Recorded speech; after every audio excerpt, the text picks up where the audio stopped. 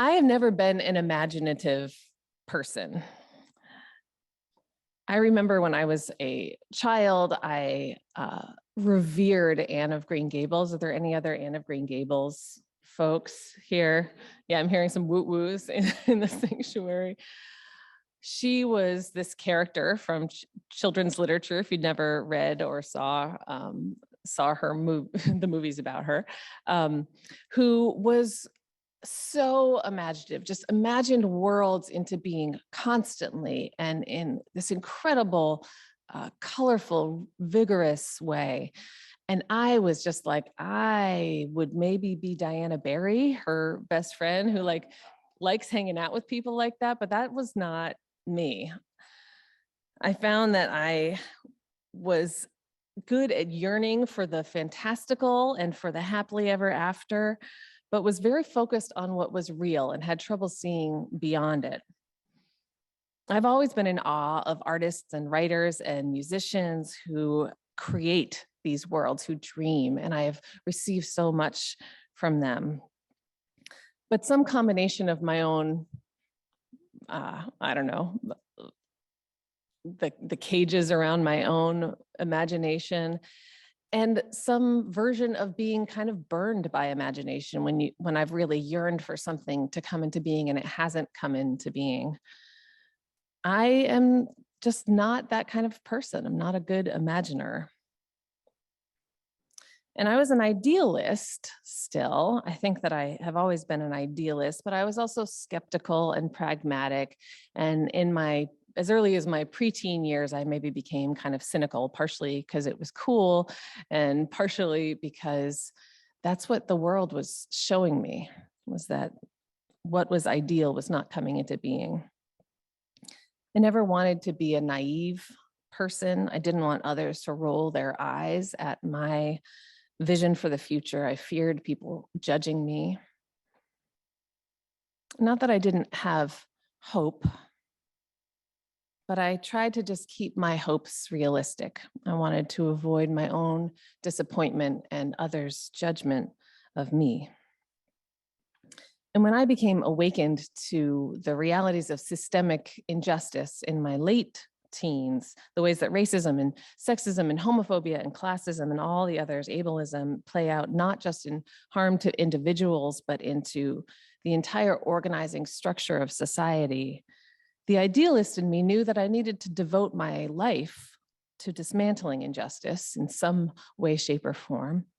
But the cynic and the pragmatist in me decided that the only way that I was going to be able to do it was in governmental policy work. Or the right way for me to do it was there. At least there, the change you can make is real and it affects a lot of people.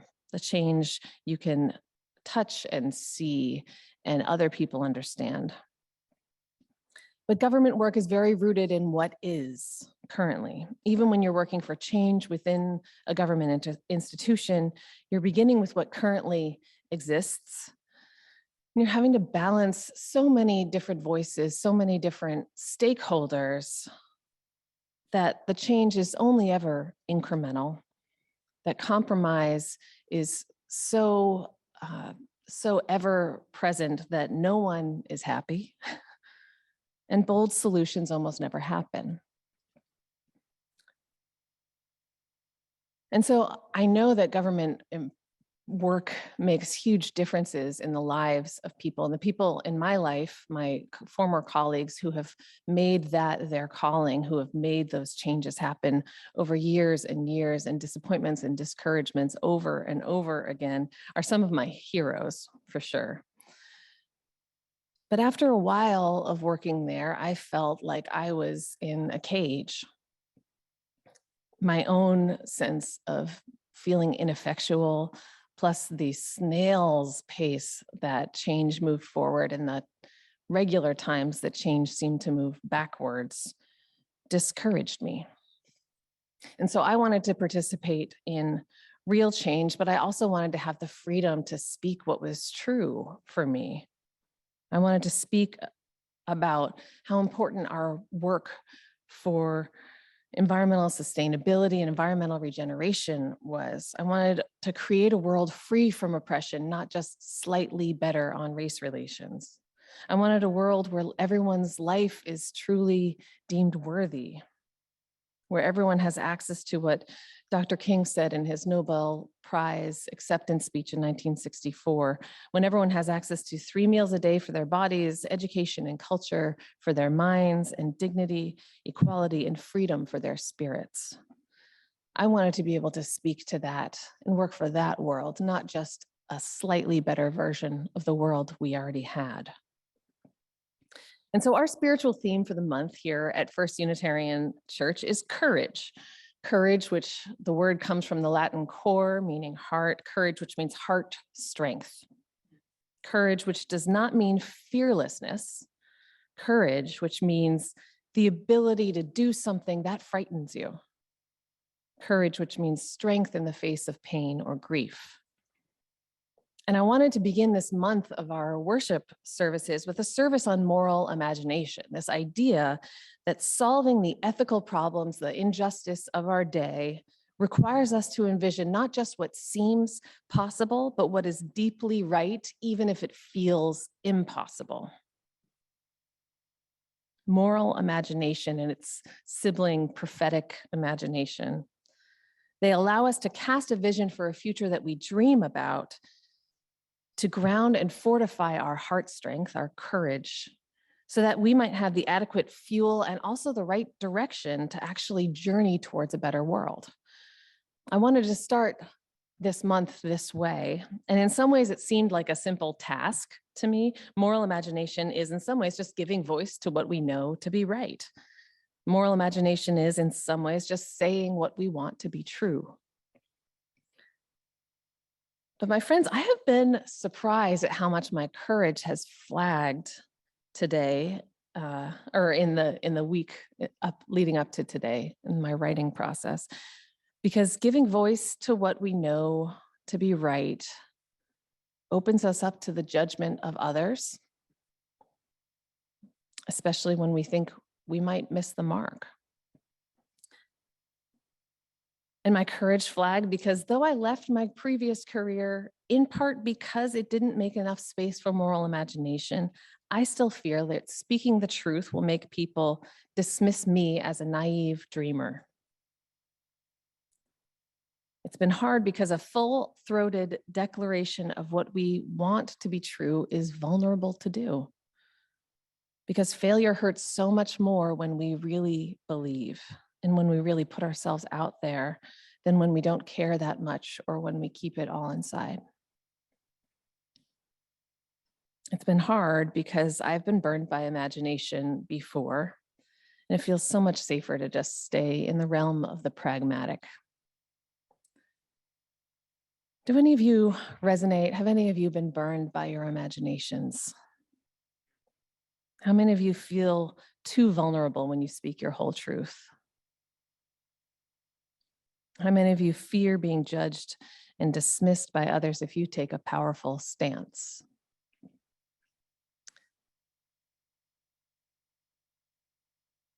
This morning, I ask that you join me in the courage, which is not fearlessness, but which is doing something even when you're afraid. And I ask that you give your cynical side a little bit of a rest. I ask that you take a short break from your pragmatism, a short break from your fear of judgment, and join with me in exploring what is beautiful about moral imagination.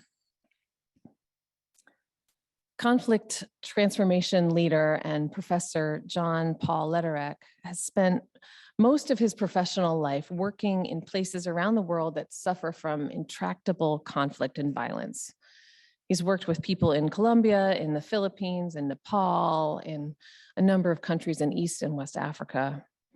And he sought to support these communities in transcending violence while living within it. And I want to say that again. He works with people who are transcending violence while living within the violence. Not just transcending violence in that they win when they used to be losing, but transcending violence itself by finding the moral imagination to live beyond it. And I've never lived in the middle of violence or war. I've never been stuck in a pattern of abuse. And though some of who I am experiences oppression in this world and in this country in this time in history, I've mostly lived a very safe life. I know that's not true for all of us, but that's what's true for me. But even my mostly safe life, my mostly safe experience, even I can understand how incredibly hard it would be to imagine a violence-free life from the midst of violence, especially when all you've known for decades in your community is violence. When violence is the water in which we swim, imagining dry land can feel impossible. And as we know, watching cycles of violence play out again and again in our world and in our lives, too many of us are lost to that violence before we find a way to break the cycle.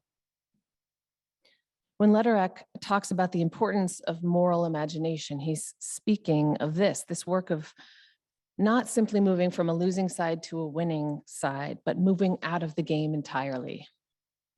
As he writes in his 2005 book, The Moral Imagination, The Art and Soul of Building Peace, where he's talking about cycles of violence in war in particular, I think, Lederek says that the moral imagination requires 4 things. The first is the ability to imagine ourselves in a web of relationships that includes our enemies. The second is the ability to embrace complexity without being trapped in social divisions. Third is a commitment to creativity. And the fourth is acceptance of risk that goes along with the attempts to transcend violence, because there is risk there. The work that he does, or maybe more accurately, the work of conflict transformation in the communities that he works with, is never considered pragmatic or realistic, he says. The short-term solution for any individual caught in the cycle of violence is not casting a powerful moral imagination. That's usually not the first step you take.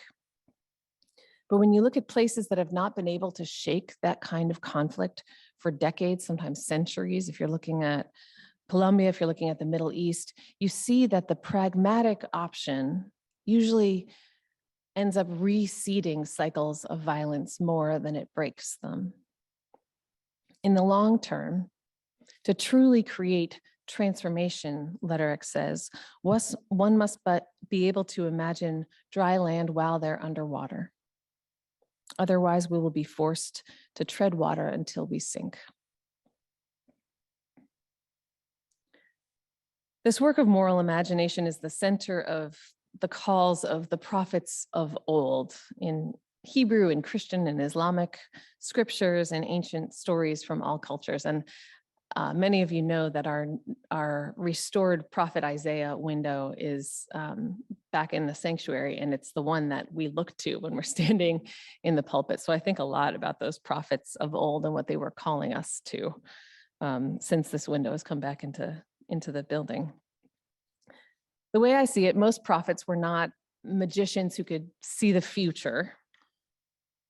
They were usually just normal people who rose to prominence because of the power of their vision for a world that they had never seen or experienced. Prophets were often poets or artists or organizers. They were visionaries. The prophets speak of what must change and what must come into being through creative imagination. And in doing so, they inspire those around them with the hope and vision to begin to tear down what must end and build up what is needed. Biblical scholar Walter Brueggemann, in his book, The Prophetic Imagination, which is, a sibling to moral imagination, he says, the prophet engages in futuring fantasy. The prophet does not ask if the vision can be implemented, for questions of implementation are of no consequence until the vision can be imagined. The imagination must come before the implementation, he writes. Our culture is competent to implement almost anything and imagine almost nothing.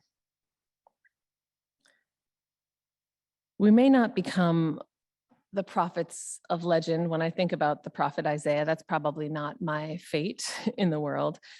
But we can be people who as Brueggemann says, help keep alive the ministry of imagination. We can be people who keep conjuring and proposing futures alternative to the single one that forces of oppression want us to believe is the only future that's possible. In the civil rights movement of the 1950s and 60s and 70s, one of the most powerful leaders giving voice to moral imagination was Reverend Dr. Martin Luther King Jr.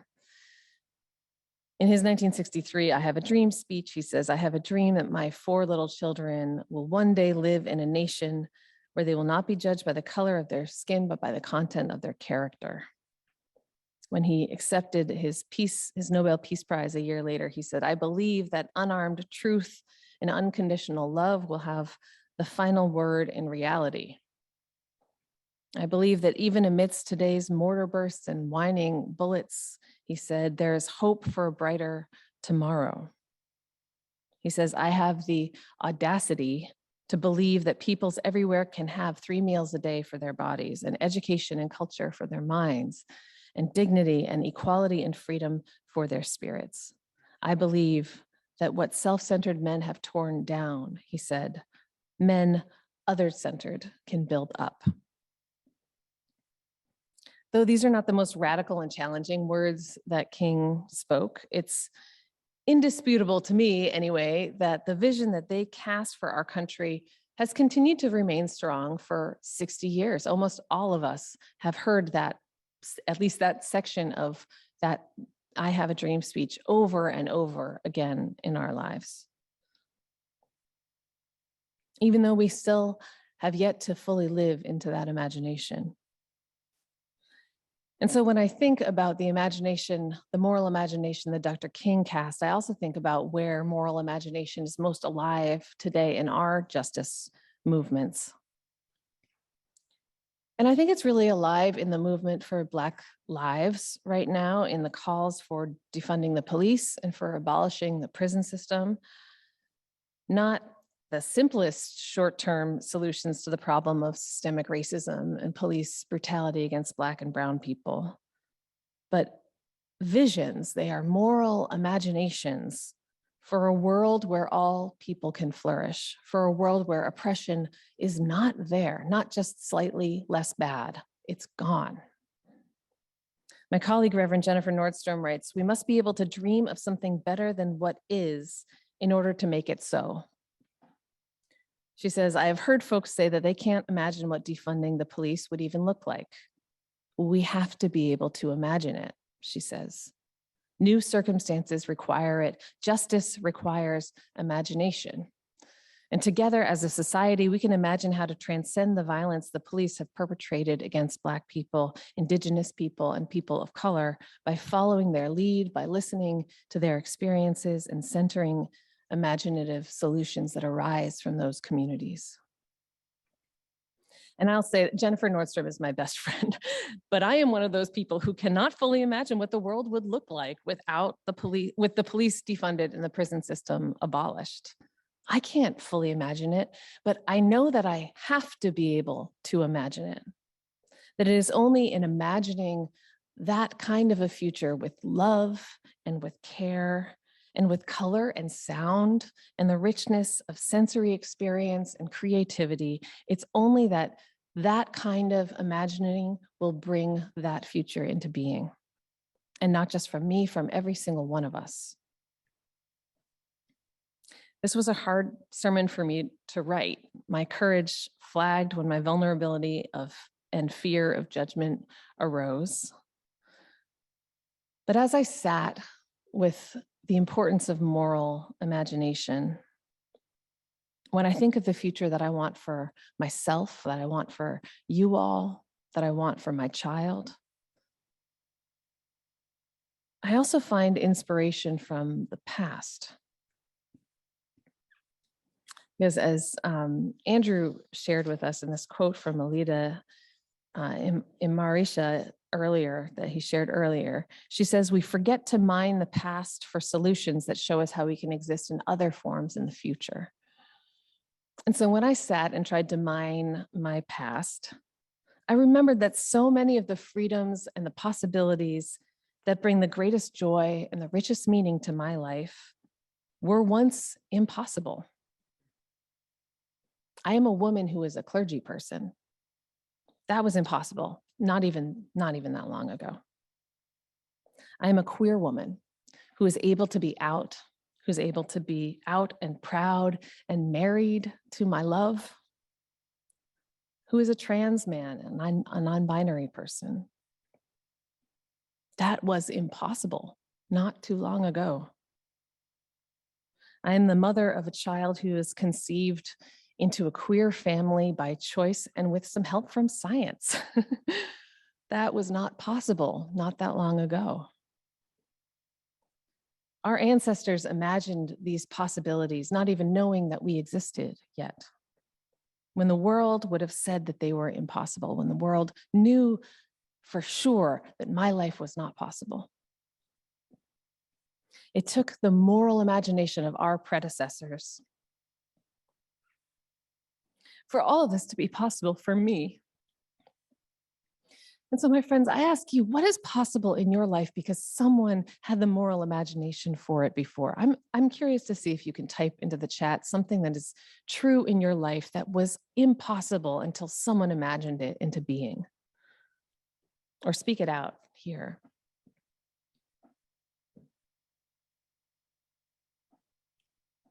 Voting, running for office, becoming a female professor, marriage equality. Interracial marriage, female business owner, living proudly as a trans woman, being a female doctor, a truly equitable youth-led education system, being the first generation of women in my family to go to college, having access to mental health care, not just being locked away in an asylum, loving who I am as a trans person, owning my own property, having a kidney transplant, going back to school, legalized marijuana, being an out and proud deacon, having my own credit card. Yeah, Phyllis. Moving across the country, building a new community, living in America. These things were only possible because our predecessors had the moral imagination to believe in them when they were impossible and then work to make them so. So, my friends, we must have that moral imagination too. We have to have the imagination so that those who are to come can receive from us what we have received from those who came before.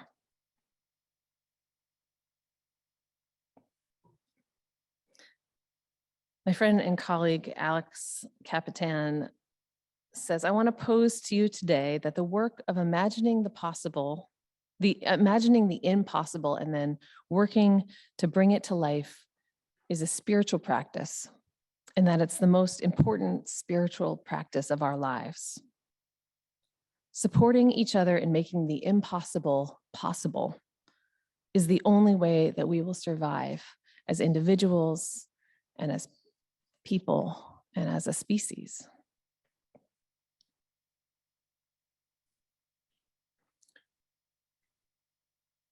Alex writes, we must hold the seemingly impossible not only as possible, but as sacred.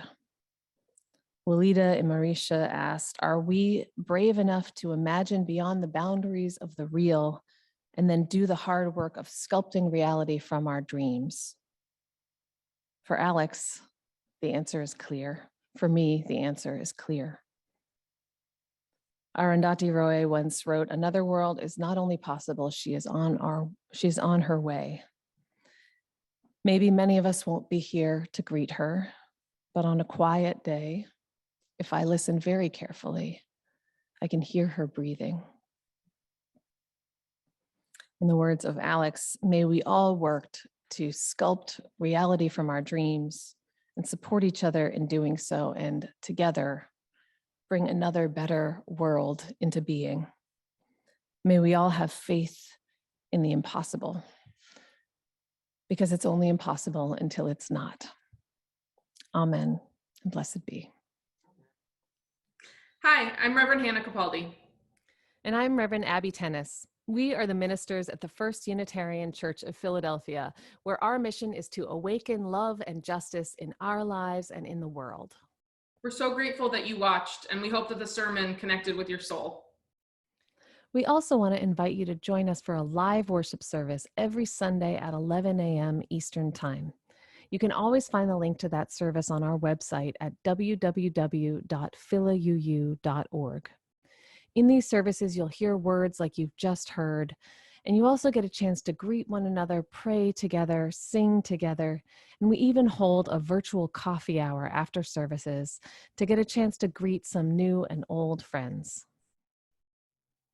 If you want to support the mission of this community and you feel moved to give, you can do so by going to the website that Reverend Abbey just mentioned. You can find that link below, or you can text 215-709-5095 and follow the prompts to give. If someone in your life needs to hear these words today, we encourage you to share this video. And again, thank you so much for watching. We hope to see you soon.